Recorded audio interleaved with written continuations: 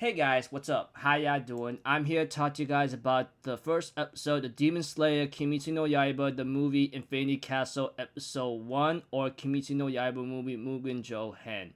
Now, I will tell you this will be big movie spoilers. Like, whatever that happened in the movie, I will say it in this video. If you have not watched the movie yet, I suggest you stop what you're doing, don't watch the video until you watch the movie, and then so forth, because I will explain what will happen in the movie as best I can, along with what I could remember and what my thoughts on it. So if anything else, I'm going to start in 3, 2, 1. Let's go. The movie opens up with Gyomei having to remember his conversation with Oyakada-sama, or Ubuyashiki Kaguya, saying that, hey, I want you to use me as bait and defeat Muzan. If you cannot kill him after you cut off or behead him, you will have to make sure you battle until sunrise that will defeat him. So that's what happened in the Hashira training arc, if you guys remember. And when it comes to the movie, it had a lot of highlights. I will get to them as best I can in order to what I remember. If I mess it up, please forgive me, but this is what happened in the movie. So if anything else, let's go. So the Demon Slayer Corps are fighting against the demons in the Infinity Castle as best they can. As for the characters who have been split up, Giyu is with Tanjiro. As for Obunai and Kanroji, they are together. And Gyomei is with Tokito, while Genya is on his own, while Sanami is also on his own. Same with Zenitsu and Inosuke. As for the others, such as Murata-san, he's with a couple Demon Slayer Corps members that was shown in the movie, etc. When it comes to Tamayo, unfortunately for her, she is being absorbed into Muzan, while Muzan himself is doing whatever he can to destroy the drug that will turn him back into a human. He is really trying to destroy it, or to build up a resistance against the drug that will weaken him. So at that time, they are pretty much in danger right now of the demons. Of course, when it comes to the weaker demons, they are there to slow down or make the Hashira waste their energy when they face Muzan. And that will be a bad sign, because if you are very exhausted and tired, you could imagine that when you face the final boss and not at your full strength, you're gonna be pretty much in big dang trouble. It's like game over, like you fighting with half your strength, in other words. There are many highlights throughout the movie, and I will explain to this highlight right here. Kaguya Ubuyashiki has one child left, if I remember correctly. That child right now is doing whatever he or she can right now, to give the information to all the Demon Slayer Corps and try to map out or navigate in Infinity Castle to find Muzan and give the messages to everyone as best they can with the crows that they are given, or gifted, or Kasugai crows. You get the idea. If you read the manga or watch the movie, you understand where I'm coming from. That is one of the important highlights. Information gathering and giving to the members of the Demon Slayers. Now, we're gonna get into this first highlight right here is Shinobu. She finds the upper rank 2 demon, and that demon is actually responsible for Shinobu's elder sister being killed. She and her elder sister used to have a good happy life, but a demon ruined it, and they were saved by Gyomei. That much is to be said, and I'm telling you right now. So, when it comes to the fight between Shinobu and upper rank 2 demon, no matter what Shinobu did in terms of poison, she stood no chance at all. That's how strong that upper rank 2 demon Doma was, and how he was able to easily defeat Shinobu without much effort, despite her being very fast. But she was not strong. That much is to be said. she would not be able to cut the head of Doma at all because she wasn't physically strong, which is really suckish, which is why she fights with poison, which is not enough at all. And that Doma, he built up a resistance, or no matter what Shinobu implanted into his body with the poisons that she mixed with in her blade, it would not work out. He would build resistance to it or just say, oh, I'll just delete it. And adding onto that, Doma was very fast and strong too, combining that with this blood demon art involving ice, which is very dangerous considering that if it gets into your lungs or it slows you down, it's gonna kill you. So, even so, it was too late for Kanao to show up in time to help Shinobu, and she could only watch as Doma easily bear crushes Shinobu and absorbs her into his body. By that time, Kanao is facing Upper Rank 2 Doma alone and gets ready to go into action against him, which could be pointless too, considering that she would not stand a chance against Doma at all. Alone, that is. When it comes to certain scenes with Inosuke and Zenitsu, they go on their separate ways, but Inosuke is doing his own thing and putting his training into use. Hopefully he's not wasting too much energy that time. So yeah, there is the message about Shinobu being killed by Upper Rank 2 Demon is spread throughout the entire Demon Slayer member core. So, of course, if you hear someone very strong was killed, it's gonna damage your morale badly, depending on how you take it. That's how it goes in war. If your leader has fallen, you're gonna fall into disarray going, okay, what the living heck am I gonna do now? Because they're gone. But not everything is hope lost yet. But yeah. There was a scene with Uzui and Rengoku's father. It looks like to me those two remembering of what to do and seeing how despite the child losing his or her father, they are still fighting and trying to help out the Demon Slayer core member in this final battle. So it looks like to me Uzui and Rengoku's father is about to go into action to possibly help out the children or the other members of the Demon Slayers. Now, the second highlight of the movie is the battle with Upper Rank 6 Kaigaku. Right, this is Zenitsu's fight. Zenitsu was actually very different, and he was going after Kaigaku for one reason alone. He is responsible for Zenitsu's grandfather's death. Yes, he is responsible for his grandfather's death. The reason being is because Kaigaku, he was a student of the thunder breathing, or the lightning breathing, or Kaminari Kokyu. But we get to know the backstory of him where he surrendered to Upper Rank 1 Kokushibo, but Kokushibo gives him a chance to be strong by letting him drink his blood, and you better not spill any of it or I will kill you myself. So, by that time, I guess after Kaigaku turned into a demon and gained Upper Rank 6 after Gyutaro's death, we don't really know how long that's been or when he got it. But, in other words, Kaigaku turned to a demon, must have used his skills and abilities to kill many innocent people, and that led to Zenitsu's grandfather or his teacher's death. That he took his own life. That much I will say. Because of Kaigaku. By that time, Kaigaku has his reasons, and it's really selfish, I guess.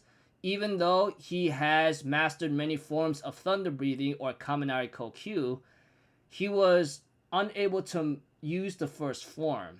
And when it came to Zenitsu and Kaigaku fighting at the beginning, Zenitsu actually landed a very good blow, but not enough to kill him.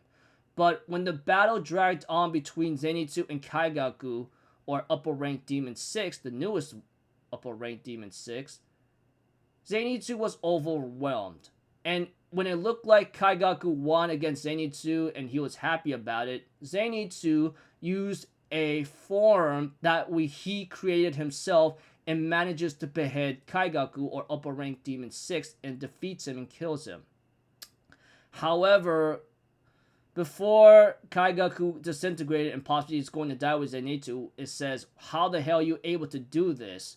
And Zenitsu's like, hey man, I created this form. Grandpa never taught me. I only want to use this form to want to fight by your side. Despite you and I having major differences and hatred towards each other, I respected you and admired you, and I wanted to show you this form eventually to fight side by side with you. So, despite everything, Zenitsu had great respect and care for him, even though he hated him. However, after what he did in forcing his grandfather or his instructor to commit seppuku or take his own life, he had no other option but to annihilate him or kill him. But Kaigaku, believing that he's gonna die with Zenitsu, but I believe Tamayo's assistant or friend, which is the boy that Tanjiro and Nezuko met at the beginning of the series, Yuichiro. Hopefully I got his name correct, because there are a lot of characters that I tend not to remember unless their name is being said. But other than that, Yushiro. Yeah, Yushiro. Sorry. I don't know why I said Yuichiro. Man, that was my mistake. Please forgive me. Yushiro shows up to save Zenitsu and says, well, sucks for you. You're gonna die alone. Bye-bye, and saves Zenitsu. But we get to know some big information when it comes to Zenitsu fighting Kaigaku, or the newest upper rank Demon 6. Yushiro told Zenitsu, hey man, you got yourself very lucky, because 1, if Kaigaku actually had 1 more year of training or mastering his skills of swordsmanship and combat, you would have been dead meat on the track. So in other words, Kaigaku was still green. Or should I say, a rookie. A terrible rookie. Not to mention the newest upper rank demon number 6, who couldn't even regenerate. Shows the big difference between the other upper rank demons, that he was the pathetic, weakest replacement ever. Even when he got in Kokushibo's blood that he drinks from, he still wasn't enough and was defeated by Zenitsu. But Yushiro, like I said, Tamayo's traveling companion or so, did mention, and repeating myself, that Zenitsu, you would have lost if this guy had 1 more year of honing and training his ability. So in other words, I guess Kaigaku wasted his time. And he could have ended the fight easily, but he was too pathetic or stupid to do so. That's just how it is. So I'm pretty sure the news of the newest upper rank Demon 6 has been spread throughout spread to the Demon Slayer members, so I guess that's good. However, now here comes the third highlight of the movie, is Giyu and Tanjiro facing off against Akaza. Yes, that is the biggest highlight of the movie that many have been possibly waiting for. Other than that, let's just get this started right away. When Tanjiro and Giyu were running alongside with the other, running alongside and trying to reach with the other Demon Slayer core member, they end up meeting up with Akaza, which apparently Akaza tries to kill Tanjiro, but is actually surprised to see that he gotten strong. Now, when it comes to Akaza fighting against both of them, it looks like to me he was actually holding his own tremendously against both of them. Especially when Akaza entered his technique development compass needle, whatever that allows him to actually fight at full strength. Throughout the entire fight, it looked like it was in Akaza's favor. I mean, he was literally holding his own tremendously against Tanjiro and Giyu perfectly. He wasn't losing fatigue, he wasn't struggling at all, he was just a monster. That much I can say. However, we get to know more about Akaza's technique, but before I get into that, Giyu actually used his Demon Slayer mark, or Demon mark, whatever that thing is called, that he appeared onto his face, and was able to match Akaza pretty nicely. unfortunately, it looked like it wasn't really much as enough when it comes to fighting Akaza, because it looks like no matter what Giyu did, it looked like Akaza was able to adapt and counter every single one of Giyu's attacks and moves, especially Tanjiro, who was trying to help out. By that time, Tanjiro decides to study and analyze Akaza's fighting style and technique. What is it about him that allows him to fight so greatly on? And he remembers about Akaza talking about fighting spirit or Toki. And he remembers his lesson with Inosuke when Inosuke mentions like, hey man, I could tell you this right now, like if I sense anything that you plan to hurt me or harm me or any other way to scare me, I would know right away. That much is to be said. However, I remember there was one woman or old hag that appeared behind me so easily that I wasn't able to sense her at all. So in other cases, without a lot of detail and simple understanding of Akaza's technique, if you have any sense of battle spirit or Toki or bloodlust against him, he could counter and know where you're at easily. So by that time, Tanjiro also remembers certain techniques about his father telling him and teaching him when it comes to breathing and to enter some kind of the zone moment. I think the zone moment or a transparent world that it was said in the movie.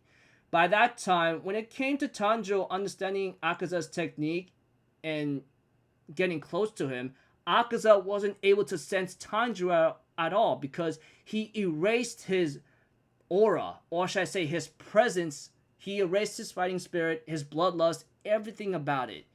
And of course, Akaza, when he was being warned by Tanjiro that he's going to cut off his head, Akaza pretty much managed to push him aside, I guess, and he realizes that Tanjiro is the most dangerous man right now that he needs to kill. So he activates his powerful, deadly technique, his final technique, I guess, in order to annihilate both Giyu and Tanjiro. But when it comes to Tanjiro, he is able to, like, what's the word? Anticipate Akaza's attack. Like, everything is slow. It's like saying, I know what you're doing, so I'm going to dodge these attacks and cut your head. And that's what Tanjiro did. And by that time, we get to see that Akaza is like saying, what the hell? I couldn't even freaking like sense this guy at all. It's like he entered a selfless state. It's like you're fighting a plant that has no battle aura in other cases, you know? So, yeah. However, there is one problem. Even though Akaza's head was cut off, Akaza's will and determination grabbed his head and tries to regenerate it. Even Giyu threw his broken sword at Akaza's head, which Akaza did break Giyu's sword very badly. And before Tanjiro did the deadly techniques that would allow him to defeat Akaza or cut off his head, we get to see Akaza still able to keep going, and he's actually regenerating his own head as the movie was showing it, which shows a different level of prowess or power that Akaza has, like determination, saying, I'm not going down, I can't quit, I'm not that weak. So this just shows he's very different from the other upper ranks, why he's number 3. However, we get to see a backstory of Akaza when something of a woman tries to stop Akaza, saying, hey, can't you stop? Why are you still doing this? Why are you trying to continue the fight whatsoever? So, as the movie continues, we get to know the story of Akaza himself, or should I say, his human name, which I believe is called Hikaji, or something like that. I guess like Hakuji. So yeah, Hakuji. Decided to look it up because I already watched the movie. Hakuji is his human name. We get to know about Hakuji before he turned to Akaza. Hakuji was a human boy trying to help his father out in any way, even means if he has to steal money and try to buy medicine because he's poor. He can't afford any of that. Unfortunately, because of the crimes he committed, he is given tattoos for each offense, and that if he keeps doing this, he'll have his arms cut off. Sadly, though, by that time, when Akaza got caught because of his crimes, his father took his own life, which is really sad because he's been living his whole life trying to help his father, but his father took his own life. By that time, Hakuji ends up having to like cause a lot of trouble and fighting until he met his fighting master named Keizo, I believe. Keizo? Yeah, Keizo.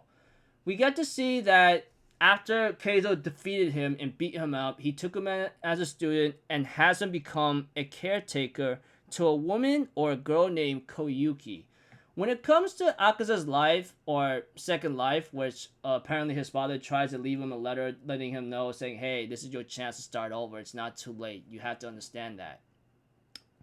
So when Hakuji, or should I say Hakuji before he turned into Akaza, he met Keizo and Koyuki, and his life seems to be turned around nicely. Everything was going well, but unfortunately, before he could achieve another part of his happiness in his life, when he's going to marry Koyuki and become a master of Keizo's dojo, they were poisoned by the water, I guess from another rival dojo, and killed them. This was when Akaza wasn't there, and he was giving his respects and letting his father know that he's doing well and that he's ready to start another part of his life. But because the dojo killed Koyuki and Keizo, Hakuji's master, he went into a blind rage to the other dojo and killed them all with his bare hands. Like, that's how strong he really became, and murdered them like they are unable to be recognized. By that time, Muzan heard about Hakuji's like accomplishments of killing a bunch of people. Like, I think about 67 people, if I remember correctly. If I got the number wrong, please forgive me. Other than that, it was like a tragic time for freaking like it was a tragic time for like Hakuji himself, because he lost the very people he loved and cared about that came into his life, and he murdered like 67 people. Muzan found him and turned him into a demon. By that time, that's when Hakuji finally becomes Akaza and goes on a rampage throughout many centuries to gain power as he lost his human memories and emotions. By that time, when it comes to the demon Akaza, he is literally trying to regenerate himself, and Giyu realizes that if this guy fully regenerates, it's over, because this guy is like not giving up and we can't seem to even stop him. So we have to it that Tanjiro tries to help out, but unfortunately he let go of his sword because his body is unable to listen. So he lands a punch on Akaza and goes to Giyu to try to protect him from Akaza's deadly technique that he used against Rengoku Kyojiro. But it looked like to me, despite it all, Akaza remembers how much he hates Tanjiro, because he makes him remember his human memories, not to mention it made him feel weak. And of course, when it comes to Akaza from other humans, that they are impatient, they do anything to fight dirty, and they never fight fair and square, which is pretty much true. But other than that, when Tanjiro actually defeated him, it looked like Akaza wanted to give up. Like, he decided not to turn the technique onto Tanjiro and Giyu, but he smiled at Tanjiro as a way of saying, hey man, good job on beating me, and he turns on the technique on himself to stop himself from regenerating. But we have to it that he was ready to go into the afterlife and realizes that there's one person he wanted to kill all this time because he couldn't protect the very people he cared about, and I guess that is himself. So we had to it, Akaza, who was trying to give up and trying to enter the afterlife, but Muzan says otherwise, saying, hey, don't you dare give up. Are you going to quit after all this time of working and training hard? only to to throw everything away. Are you serious right now? What's wrong with you? By that time, however, before Akaza could be mind controlled and maybe continue the fight and bring more disaster to the demon slayers and the other humans of the demon slayers, Koyuki's spirit or something like that shows up and says, "You've done enough. Come on, that's enough, okay?" So by that time, that's when Akaza becomes Hakuji once more and cries to Koyuki and apologizes over and over and saying, "I'm so sorry for not being there and I couldn't be strong. I'm so sorry that I let you die." And by that time, that's when Akaza finally decides to disintegrate and give up and enter the afterlife for his punishment, but not alone anymore. Even though Keizo's like, "I'm sorry for that. I'm sorry I can't take you to heaven, man, but it is what it is." So, yeah. In other words, Akaza gave up, and even though he could continue the fight and become Muzan's puppet servant, he chooses I quit and decide, I quit and I'm going to die. That's it. And be with Koyuki, and Koyuki, I think, decides to embrace him and enter the afterlife of hell, I guess, or the fires of hell with him. So, yeah. By that time, the news of Tanjiro and Gyu defeating Upper Rank 3 spread to the Demon Slayer members, and it makes them happy. Of course, Gyomei and Tokito are very happy about this, and of course, Obanai and Kanroji really gives props to Tanjiro and Gyu for actually achieving such a accomplishment. As for everyone else, I'm pretty sure they're going to continue fighting to the best that they can. Throughout the entire movie, I'm pretty sure it would have been figured out anyway, but I'll say this right now. The Hashira have not been spending too much energy only to defend themselves, but the other Demon Slayer members are saying, "Hey, we need you to save your energy, so leave the lower suckers to us." So yeah. That's what happened throughout the movie. Just letting you know. Sorry if I'm being disorganized, but yeah. Now, to give you guys my overall thoughts, but beforehand, let's get to the scene where I'm pretty sure you all want to hear me talk about. Kokushibo, Upper Rank Demon 1, actually hears about Akaza, and I think he might have sensed Akaza having to give up and gets really upset about this, stating that he might have had a lot of expectations and potential into Akaza to see him keep going and fighting. So by that time, he gets his sword and cuts down a lot of objects that were surrounding him in anger and hatred, and he gets ready to go into action. As for Doma, it looks like he must have sensed Akaza's death too, but it looks like he doesn't really care much. As for Muzan, he goes hey, you guys may have defeated an upper rank demon, but I'll tell you this right now. That doesn't mean anything to me, because unless you kill me, it's not gonna matter anyway.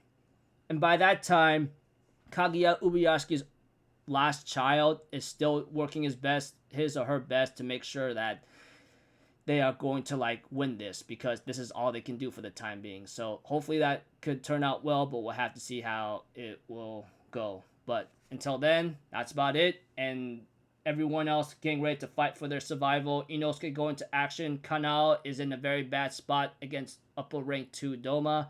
So yeah, this isn't gonna go well unless they can find a way to overcome the other upper ranks. I mean, right now, Doma, if I remember correctly, Doma and Kokushibo are the main two threats right now that the Demon Slayer members have to overcome. I mean, when it comes to upper rank Demon Akaza, they managed to defeat it, but by luck. But I'll get to that in just a moment, so yeah.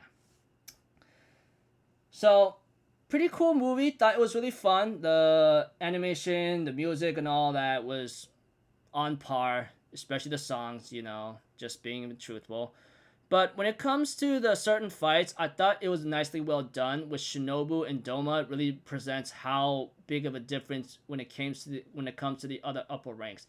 When it comes to the upper rank 6 demon fight with Zenitsu, I thought it was well, it is what it is, because Kaigaku is an idiot. I mean, he gotten blood from the strongest upper rank demon, but his stupidity and arrogance led him to be defeated by Zenitsu, thinking that he's all this and that. But I guess his personality was way worse beforehand when he becomes a freaking like demon. So that just shows a lot of difference. And Zenitsu, killed him because he had no choice and to avenge his grandfather because of him. When it comes to the fight with Akaza, I wish it could have been done a little bit better, because when it comes to the part where Akaza's head got cut off and him regenerating and able to still keep fighting, that just shows a different level of like danger right there. I think Akaza could have continued the fight, but I guess it went to a point that after he got his human memories, he decides to give up and quit because Tanjiro beat him fair and square. And when it comes to his technique, it was pretty crazy too. And the only way how to defeat him is to like enter in a state where you can't be sensed at all. Like you have no fighting spirit, no bloodlust. You're like in a selfless state in a transparent world that Tanjiro used at the same time that Akaza realizes. Well, the selfless state he recognized tremendously because Tanjiro used it against him. And Tanjiro used another skill called transparent world, which was another technique that he used to defeat Akaza. So yeah, in other words, I wish the fight could have been better because the way how Akaza's fight ended, it was a little anticlimactic for me. If I upset any of you guys, I do apologize. I'm just being very honest because Akaza could have kept going. That much I am going to be honest about. He could have kept going and continue his rampage and kill anybody who gets in his way, because it looked like he was fully regenerating himself until he gave up, saying that I quit, man. After what I've done and I disgraced everything and so forth, he just gave up. Anyways, I thought the movie part 1 was nicely done. I just wish the fight with Akaza could have been a little bit more different, but I guess it is what it is. I'll just have to find a way to accept it, but I still really enjoyed it in the end. I mean, the animation, choreography, and music was top-notch. That much is to be said. So I look forward to seeing more in action in the future. So until then, hopefully part 2 of the movie, if it follows the formula of like releasing certain movies in per year by Ufotable, I think we won't be like getting another Demon Slayer movie until 2027, because if I remember correctly, when it comes to the Heaven's Feel movie recently, it's been releasing like almost every 2 years. Like the first part of Heaven's Feel was released in 2017. And then the second part wouldn't come out until like almost 2019. So pretty much like almost every 2 years. And then the final part of the movie wouldn't show up until like almost 1 year later. So if Ufotable follows the formula of releasing its own movies in a 2-year format, we won't be seeing another movie until we won't be seeing another Demon Slayer movies until 2 years have passed. So until it's 2029, we won't be seeing another movie. And I'm pretty sure from what I heard, the next part of the other events is supposed to be way more insane. So I guess at this point, Ufotable will have to really work hard and find a way how to satisfy its fans, because part 1 of the Infinity movie was really nicely done. So until then, I'll see you guys later. Thought the movie was really fun. Just wish the fight could have been a little bit different with Akaza. That much I can say, just being honest. But other than that, I had my fun. I hope you had fun too. So until then, I'll see you guys later. I'm Alpha Zero. Have a good day. I'll see you guys next time, alright? Peace out. Bye-bye. Toot-toot-toot.